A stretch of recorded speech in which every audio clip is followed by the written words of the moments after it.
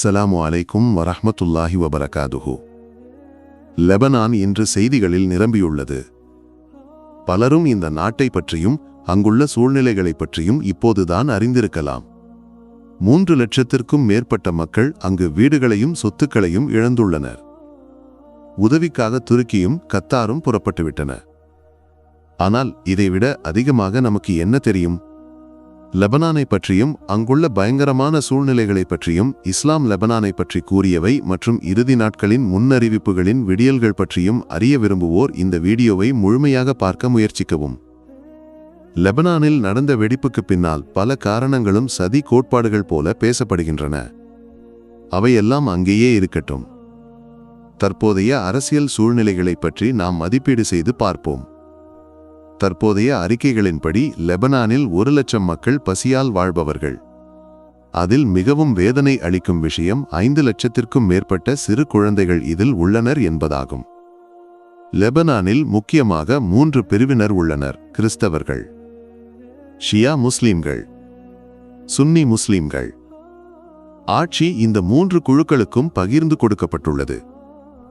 இதனால் ஆட்சி விவகாரங்களில் பெரிய அளவில் கருத்து வேறுபாடுகள் காணப்படுகின்றன. இதனால் லெபனானின் உள்நாட்டு விவகாரங்கள் மிகவும் பரிதாபகரமானவை. மாமேதையான ஜாபிர் ரலியல்லாஹு அன்ஹு கூறுகிறார், இறுதி நாட்களை நெருங்கும் போது ஷாம் தடை செய்யப்படும் என்று. அரபியில் ஷாம் என்று கூறும்போது அதில் 4 நாடுகள் அடங்கும்: சிரியா, பாலஸ்தீன், ஜோர்டான், லெபனான். அதில் சிரியாவில் ஓரளவு தடை ஏற்படுத்தப்பட்டுள்ளதை நாம் காண்கிறோம். இறுதி நாட்கள் நெருங்கும் போது லெபனானிலும் மற்ற நாடுகளிலும் தடை ஏற்படும். இதற்கான அறிகுறிகளே இப்போது நடந்து கொண்டிருக்கின்றன. இறுதி நாள் நெருங்கும் போது உலக நாடுகள் அவர்களுக்கு தடை விதிக்கும். வெளிநாடுகளிலிருந்து பொருட்கள் வருவது நின்றுவிடும். அவர்களின் நாணயங்களுக்கு மதிப்பு இல்லாமல் போகும். வெளியிலிருந்து எதுவும் கிடைக்காததால் பசி மரணங்கள் ஏற்படும். இதை கேட்ட முஸ்லிம்கள் ஜாபிரிடம் கேட்டனர், யார் இதற்கு பின்னால் உள்ளனர்? அவர் பதிலளித்தார், ரோமர்கள். ரோமர்கள் அதாவது ரூமிகள், அமெரிக்கர்கள் மற்றும் ஐரோப்பியர்களை குறிக்கும் பெயர். அல்லது பனுல் அஸ்வர் என்று, அதாவது மஞ்சள் நிறத்தவர்கள் என்று பொருள். அதாவது வெள்ளை நிறமுடைய அமெரிக்கர்களும் ஐரோப்பியர்களும். நாம் 1000 முறை யோசிக்க வேண்டும். ஜாபிர் ஒரு சஹாபி ஆவார். முஹம்மது நபி ஸல்லல்லாஹு அலைஹி வஸல்லம் கூறியவற்றையே அவர் கூறுவார். இப்போது இவை அனைத்தின் உண்மைகளை ஆராய்வோம். ஷாம் தடை செய்யப்படும். ஷாம் என்று கூறப்படுவதில் அடங்கிய சிரியாவில் பல ஆண்டுகளாக பல வகையான தடைகள் உள்ளன. இதற்கு பின்னால் யார்? அமெரிக்காவும் ரஷ்யாவும். தீவிரவாதத்தின் பெயரில் நடத்தப்படும் மனித வேட்டையில் சிரிய மக்கள் துன்பப்படுகின்றனர். அடுத்து லெபனானை பற்றி பேசப் போகிறோம். லெபனானில் அரசியல் நிலையற்ற தன்மை ஆண்டுகளாக தொடர்கிறது. 2005இல் பிரதம மந்திரி ரஃபீக் ஹரிதியின் படுகொலையுடன் இதன் தீவிரம் அதிகரித்தது. அமெரிக்காவும் மற்ற நாடுகளும் லெபனானுக்குள் நுழைய விரும்புகின்றன. ஈராக்கிலும் சிரியாவிலும் நுழைந்தது போல. அதற்கான நகர்வுகளை அமெரிக்கா செய்கிறது.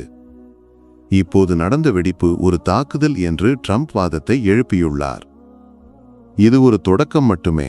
தீவிரவாதத்தின் பெயரில் இந்த கொடூரர்கள் லெபனானுக்குள் நுழையும் காலம் தொலைவில் இல்லை. ஜாபிர் கூறிய மற்றொரு ஆச்சரியம் இப்போது அங்கு நடக்கிறது. இறுதி நாளுக்கு முன் நாணயங்களின் மதிப்பு குறையும் என்று முன்பே குறிப்பிடப்பட்டிருந்தது. நாம் லெபனானை பற்றி பேசுவதால் அங்குள்ள நாணயத்தின் மதிப்பை பார்ப்போம்.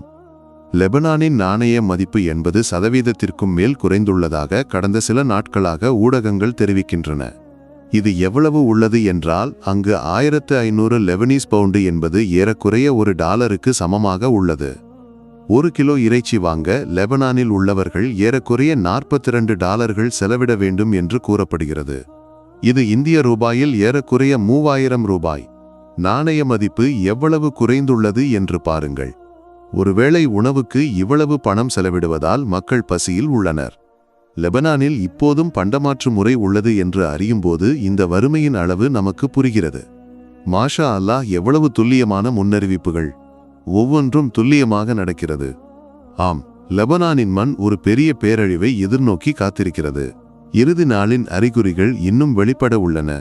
அல்லாஹ் நம்மை அனைவரையும் இறுதி நாளின் சோதனைகளிலிருந்து பாதுகாக்கட்டும். ஈராக்கை பற்றியும் இதேபோல் துல்லியமான முன்னறிவிப்பு நடந்துள்ளது. கேட்க விரும்புவோர் கருத்து தெரிவிக்கவும். இன்ஷா அல்லாஹ் மற்றொரு தலைப்புடன் பின்னர் வருவோம். துஆவுடன். அஸ்ஸலாமு அலைக்கும் வஃரஹ்மத்துல்லாஹி வபரகாதுஹு.